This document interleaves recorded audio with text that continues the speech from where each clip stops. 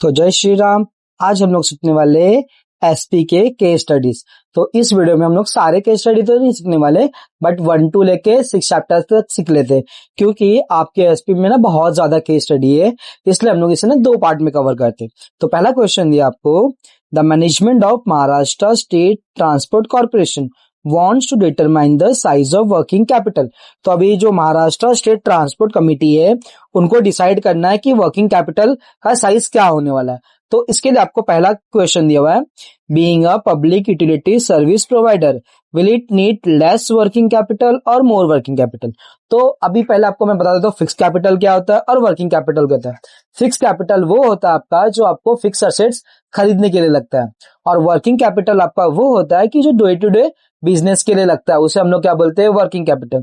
अब आपको पूछा है पब्लिक यूटिलिटी सर्विस प्रोवाइडर। अब पब्लिक यूटिलिटी सर्विस प्रोवाइडर आपका क्या क्या होता है, जैसे आपका इंडियन रेलवे हो गया, बीईएसटी हो गया, जिसके पास रेगुलरली ट्रांजैक्शन होते रहते हैं। अब जैसे आप रेलवे का देख ले, रेलवे के टिकट काउंटर्स पे कैश का फ्लो आता रहता है ना, तो अगर जब आपके पास कैश आते रहते हैं तो आपको वर्किंग कैपिटल क्या लगता है, कम लगता है। अगर कैश नहीं आता रहेगा तो आपको वर्किंग कैपिटल ज्यादा लगता है। तो अभी ये पब्लिक यूटिलिटी सर्विस प्रोवाइडर है तो इसको कैश क्या लगेगा, कम लगेगा, क्योंकि कैश का कंटिन्यूअस फ्लो होता है। तो इसको आपको आंसर कैसे लिखना है, being a public utility service provider, ये विल इट है ना, तो इसको it will need less working capital, बस इतना आपको क्वेश्चन में ही आंसर है। तो आप इस तरीके से करोगे तो आपको बहुत इजी तरीके से केस स्टडी हो जाएगा, बिकॉज आपके एसपी में केस स्टडीज बहुत ज्यादा है, और अगर आप सब करने जाओगे तो इतना चांसेस है कि कुछ ना कुछ भूल जाओगे तो कंफ्यूजन होने वाला है। दूसरा, being a public utility service provider will it need more fixed capital. अब ये पब्लिक यूटिलिटी सर्विस प्रोवाइडर है तो इसको फिक्स कैपिटल ऑब्वियसली ज्यादा लगेगा। क्यों लगेगा, जैसे आप देखो रेलवेज हो गए, आपके बीएसटी हो गया, बीएसटी में अगर कोई बसेस चेंज करना है या बसेस के कुछ पार्ट्स बड़े चेंज करने तो उसके लिए पैसे क्या लगते हैं, बहुत ज्यादा लगता है। ऐसे ही रेलवेज में भी कि जो रेलवे के पटरीज वगैरह हो गए, प्लेटफॉर्म्स, वो सारी चीजों को बनाने में कैपिटल क्या लगता है, बहुत ज्यादा लगता है। तो इसके लिए इसमें फिक्स कैपिटल क्या आ जाएगा, ज्यादा आ जाएगा। तो ऐसा लिखना है, being a public utility service provider it will need more fix capital. हो गया आंसर इसका। थर्ड वाला, give one example of public utility service that you come across day to day basis. अब डे टू डे बेसिस पे हम लोग कौन सा पब्लिक यूटिलिटी सर्विस प्रोवाइडर थे, जैसे यहाँ पे हो गया आपका इंडियन रेलवे हो गया, बीईएसटी हो गया, जो आपका डे टू डे में आता रहता, आपने देखा ही है ज्यादातर। अब जो सेकंड क्वेश्चन है, a company is planning to enhance production capacity and evaluating the possibility of purchasing new machinery whose cost is rupees 2 crores or has an alternative of machine available on a lease basis। अभी ना एक company है, ठीक है, जिसको अपनी production capacity को increase करना है। उसके पास ना 2 ऑप्शन है, या तो वो एक नई मशीनरी ले ले जिसका कॉस्ट कितना है, 2 करोड़ रुपीज है, और दूसरा है कि लीज बेसिस पे ले। लीज बेसिस मतलब जैसे उधारी पे, रेंट पे ले लेते हैं ना हम लोग कुछ टाइम के लिए, मतलब इसमें लीज जो होगा वो 5 ईयर 10 ईयर्स 20 ईयर्स के लिए लीज पे ले लेगा, हैवी अमाउंट देके। तो क्या करना चाहिए इसको, अभी देखो इसके क्या क्वेश्चन पूछे हुए, what type of assets is machinery. अब जो आपका मशीनरी है वो आपका कौन सा असेट्स है, फिक्स असेट्स है। तो आपको क्या पूछा है, कौन सा टाइप का असेट्स है ना, तो इसका आंसर आएगा machinery is a fix assets. Second question है, capital use for purchasing machinery is fix capital और वर्किंग कैपिटल। मैंने आपको पहले बताया कि फिक्स कैपिटल मतलब क्या होता है कि जो फिक्स एसेट्स खरीदने के लिए लगता है, और वर्किंग कैपिटल जो है आपका डे टू डे बिजनेस के लिए लगता है। अब जो मशीनरी परचेस करना है ये आपका क्या है, फिक्स एसेट्स है, और फिक्स एसेट्स खरीदने के लिए जो पैसा लगता है उसको हम लोग क्या बोलते हैं, फिक्स कैपिटल। तो इसका आंसर कैसे लिखना है, capital use for purchasing of machinery is fixed capital. फिर तीसरा, does the size of business determine the fix capital requirement. तो इसका आंसर आएगा yes, the size of business determine the fix capital requirement, because larger the size of business higher the fix capital requirement, and lower the size of company lower the आपका fix capital requirement. जो भी है ऐसा होता है, जैसे जितनी बड़ी कंपनी है उतना ज्यादा फिक्स कैपिटल लेगा, और छोटा लेगा तो उसको फिक्स कैपिटल क्या लेगा, छोटा लेगा। ऐसा हमारा पहला चैप्टर का ये केस स्टडी हुआ। अब हम लोग क्या करते ना, सेकंड चैप्टर पे चलते कि सेकंड चैप्टर का कौन सा केस स्टडी है।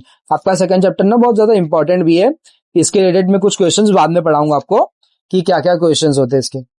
अब ये आपका सेकेंड चैप्टर का केस स्टडी।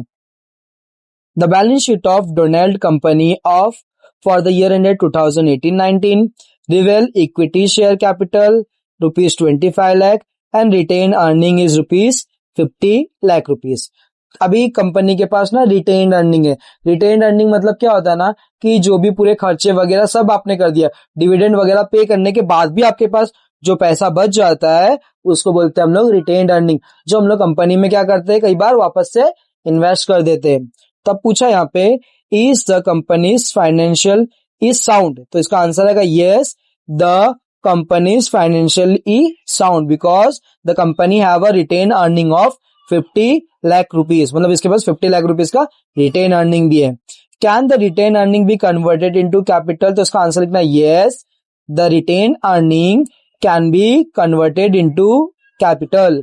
थर्ड पूछा है what type of source retain earning, आपका दो टाइप का सोर्स होता है, एक इंटरनल सोर्स ऑफ फाइनेंस होता है, एक होता है external source of finance. Internal मतलब जो कंपनी के अंदर से ही होता है, और जो एक्सटर्नल मतलब जो कंपनी के बाहर से, जैसे आपने लोन वगैरह डिबेंचर्स वगैरह ले लिया। बट ये क्या आपका इंटरनल अर्निंग है, sorry internal source of finance है बिकॉज ये आपका रिटेन अर्निंग है, तो इसका आंसर आएगा इंटरनल सोर्स ऑफ फाइनेंस। अब इसका सेकंड क्वेश्चन है आपका mister Satish is a speculator. Speculator मतलब क्या होता है ना कि जो फ्यूचर के प्राइस को ना पहले से ना प्रिडिक्ट करता है, उसको हम लोग क्या बोलते हैं speculator. He desire to take advantage of growing market of company's product and earn handsomely. अब ये चाहता है कि जिस तरीके से मार्केट अच्छे अच्छे बढ़ते जा रहे, कंपनीज बढ़ते जा रहे, उससे उसे भी कुछ एडवांटेज मिले। तो पहला पूछा है according to you which type of shares mister Satish will choose to invest. अब ना इसे अच्छा खासा पैसा कमाना है तो इसके लिए इक्विटी शेयर्स में इन्वेस्ट करेगा। अब प्रेफरेंस शेयर में क्यों नहीं करेगा, प्रेफरेंस शेयर में क्या होता है ना आपको एक फिक्स्ड इनकम मिलता रहता है जिसको हम लोग बोलते हैं प्रेफरेंस डिविडेंड, जिसमें रिस्क क्या होता है इक्विटी शेयर के कंपेयर में बहुत ही कम होता है, तो इसलिए ये किस में इन्वेस्ट करेगा इक्विटी शेयर में। What does he receive as a return on investment? अब जो इक्विटी शेयर को रिसीव होता है उसको हम लोग बोलते हैं डिविडेंड, और जो आपके डिबेंचर को मिलेगा उसको मिलते हैं बोलते हैं हम लोग इंटरेस्ट, बिकॉज इसके ऊपर भी आपको ना ऑब्जेक्टिव्स आते हैं। थर्ड क्वेश्चन है state any one right which he will enjoy as a shareholder. अब शेयर होल्डर के ना कई सारे राइट होता है, तो उसमें से एक राइट है right to vote, right to attend meeting, ये सारे क्या होते हैं ना इक्विटी शेयर के कुछ राइट्स है। तो आपको एक राइट लिख देना कि राइट टू वोट, ये आपका क्या है इक्विटी शेयर होल्डर का राइट है। अब थर्ड क्वेश्चन लिखा है mister Rohit an individual investor invest his own fund in securities, he depend on investment income and does not want to take any risk.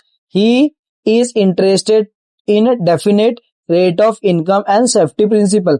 अब जैसे ये रोहित है, रोहित क्या है ना कोई रिस्क वगैरह नहीं लेना चाहता ज्यादा और उसको अच्छे से अर्न भी करना है, तो इसके लिए वो क्या करेगा ना प्रेफरेंस शेयर में इन्वेस्ट करेगा। यहाँ पे ये पूछा है name the type of security that mister Rohit will opt for, तो इसका आंसर आएगा preference shares. What does he receives as a return on investment, तो इक्विटी शेयर और प्रेफरेंस शेयर दोनों को ही डिविडेंड मिलता है, बट इक्विटी शेयर को फ्लक्चुएटिंग डिविडेंड मिलता है और इसको फिक्स्ड डिविडेंड मिलता है, तो इसको हम क्या मिलने वाला है preference dividend. The return on investment which he receive is fixed और फ्लक्चुएटिंग। मैंने अभी आपको बताया कि इक्विटी शेयर को क्या होगा फ्लक्चुएटिंग डिविडेंड मिलेगा और प्रेफरेंस शेयर को क्या मिलेगा फिक्स्ड डिविडेंड। तो आंसर कैसे लिखना आपको the return on investment which he received is a fixed, ऐसा आपको आंसर लिखना है। इस तरीके से आपका 2 चैप्टर का केस स्टडीज हो गया। अब हम लोग क्या करते हैं ना थर्ड चैप्टर का भी केस स्टडीज कर लेते हैं। इसी तरीके से हम लोग आज सारे तो केस स्टडी नहीं कर पाएंगे बट 5 to 6 चैप्टर तो डेफिनेटली कर लेंगे हम लोग आज के दिन में। लेट्स सी, अब ये थर्ड चैप्टर है आपका। देखो ये चैप्टर्स में भी ना आपका केस स्टडी बहुत ज्यादा, देखो बड़ा केस स्टडी आपका यहाँ पर। देखो यहां से आपका क्वेश्चन है Eva limited companies capital structure is made of 1 lakh equity shares है having a face value of 10 each. The company has offered to public 40,000 equity share, out of which public has subscribed 30,000 equity share state the following in rupees, rupees में आपको बताना है। देखो मैंने आपको एक chapter सिखाया था बीके में, इश्यू ऑफ शेयर्स, तो उससे रिलेटेड ही क्वेश्चन है यहाँ पर।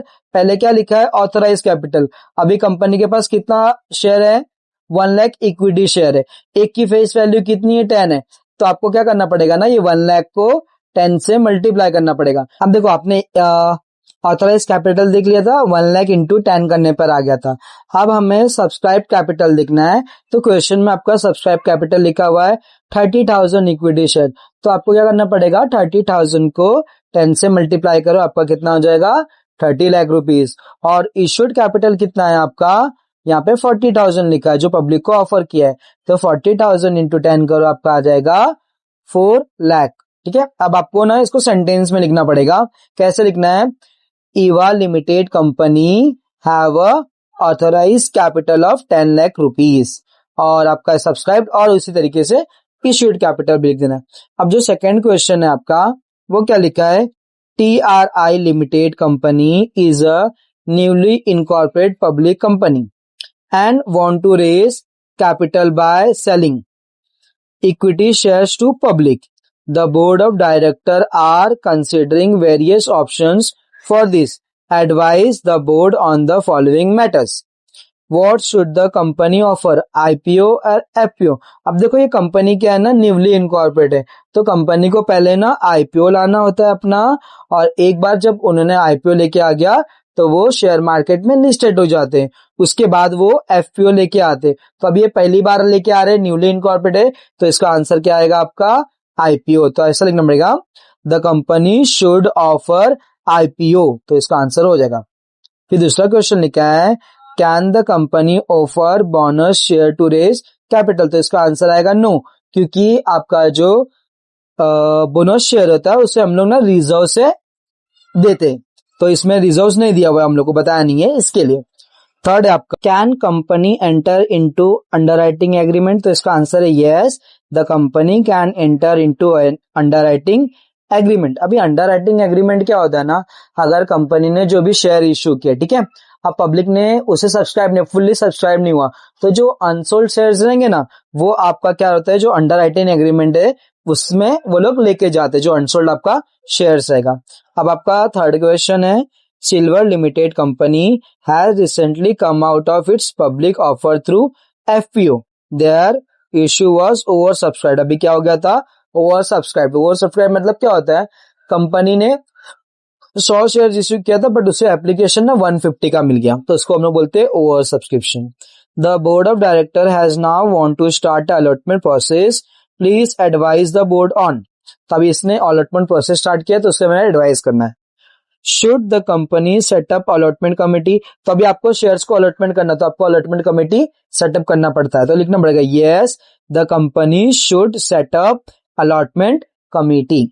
सेकंड क्वेश्चन लिखा है, how should the company inform the application to whom the company is allotting shares, तो जिसको भी अलॉटमेंट होता है शेयर्स का, उसको एक लेटर आता है जिसको हम लोग बोलते हैं अलॉटमेंट लेटर्स।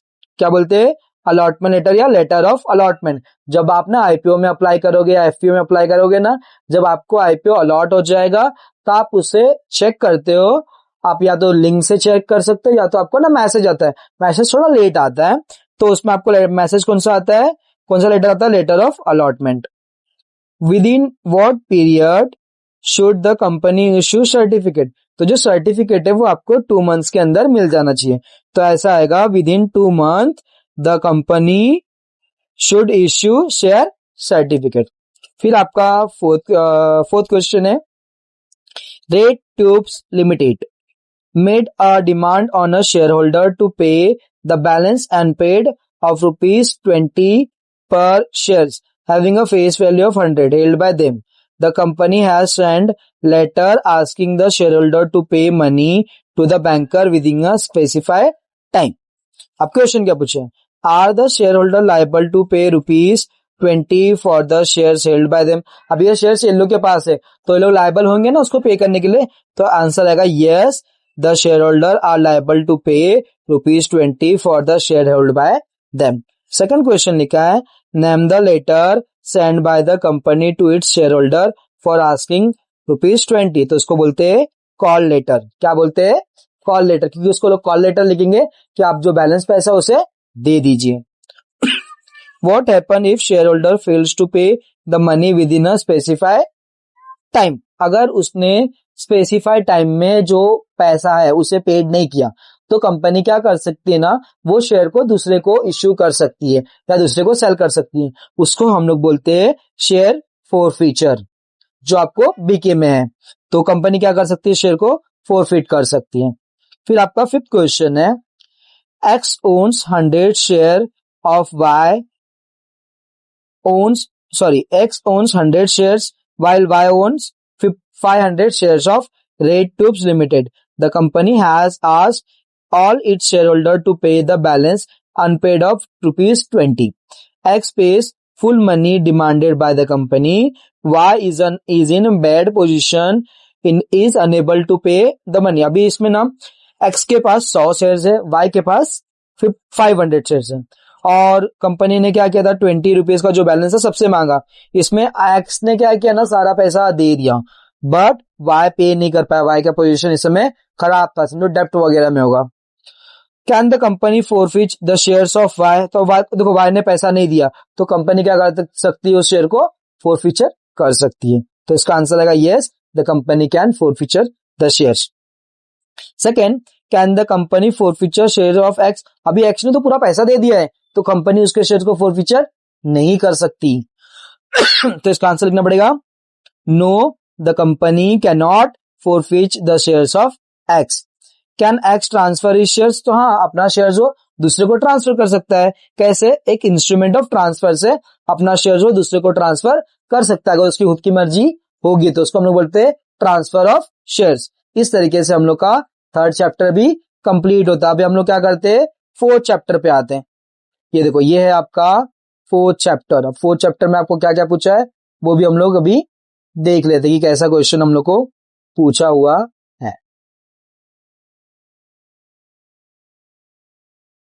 Let's start. क्या लिखा हुआ है?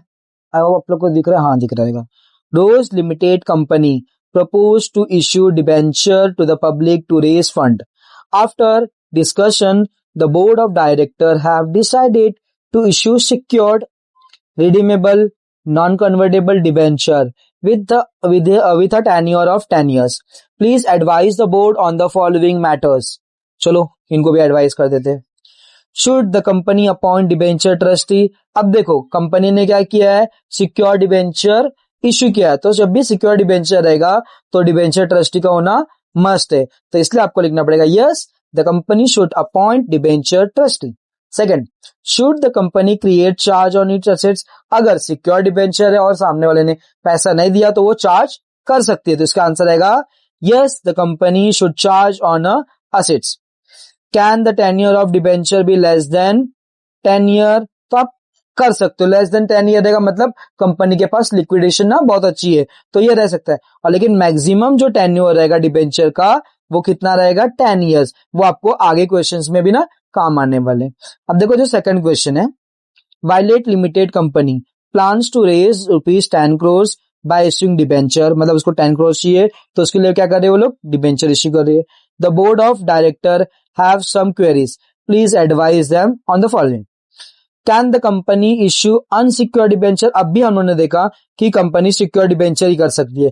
तो कंपनी कभी भी ना, अभी जो सेबी का रूल आया था जिससे कंपनी अनसिक्योर डिबेंचर को इश्यू नहीं कर सकती, तो इसका आंसर आएगा no, the company can not issue unsecured debenture as per the SEBI regulation.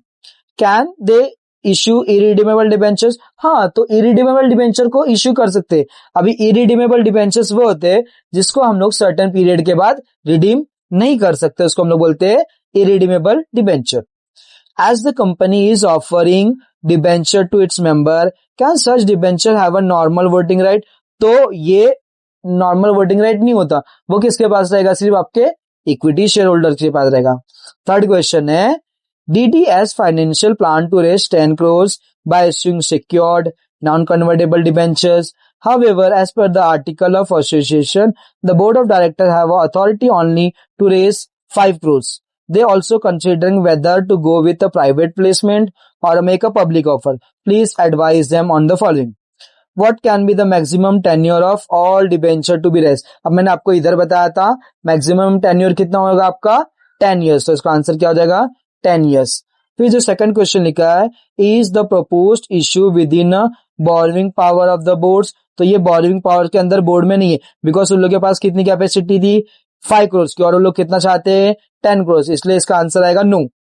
With in what period should the company issue debenture certificate, तो डिबेंचर सर्टिफिकेट आपको विद इन 6 month में इशू करना होता है. अब देखो हमारे 5 चैप्टर या 4 चैप्टर के केस स्टडीज हो गए, 1 या 2 चैप्टर बचे, उसे हम लोग भी कंप्लीट कर लेते हैं.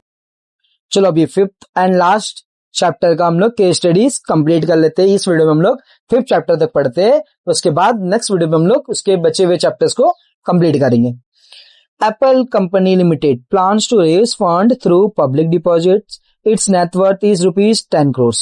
अभी इसका नेटवर्थ कितना है 10 crores. अभी देखो क्वेश्चन क्या पूछा है, can they accept deposit from public, तो इसका आंसर आएगा no. No, the company can not accept deposit from the public because the net worth of Apple company limited is less than 100 crores rupees. मतलब जिसका net worth 100 crores के नीचे रहता है वो लोग पब्लिक से डिपॉजिट नहीं एक्सेप्ट कर सकते, मतलब फंड्स को. Can they accept deposit which matured after 4 years, तो इसका भी आंसर आएगा no. No, they can not accept deposit which matured after 4 years. फिर आपका क्या क्वेश्चन पूछा हुआ है, within what period should the company issue deposit receipt to its depositor, तो डिपॉजिटर को इन लोग को विद इन 21 days के अंदर इश्यू करना होता है, ये भी आपको याद रखना है, ठीक है. फिर सेकंड क्वेश्चन है, ABC limited is an eligible public company as per the companies act 2013 with reference to accepting public deposit. Can the company accept deposit in joint name, तो yes the company accept deposit in the joint name but not more than 3 names, या आप लिख दो less than 3 names, मतलब 3 लोग का नाम रहना चाहिए, उससे ज्यादा नहीं रहना चाहिए जॉइंट नेम में. Can the company accept deposit from its member, तो आंसर आएगा yes the company can accept deposit from its members. Can the company issue secured deposit, तो आपको आंसर करना yes the company should issue secure deposit if mention in a circular, तो circular में रहेगा तो आप कर सकते हो. Apple Company Limited is an eligible public company. It is planned to raise secure deposits from public. Please advise the board on the following matters. Does the company needs to get shareholder approval for accepting deposit? तो yes, the company should, मतलब company को shareholder का acceptance जरूरी है. Does the company have to appoint debenture trustee? तो इसको yes करना पड़ता है. हम लोगों ने पीछे भी देखा था debenture trustee क्यों लगता है हम लोग को.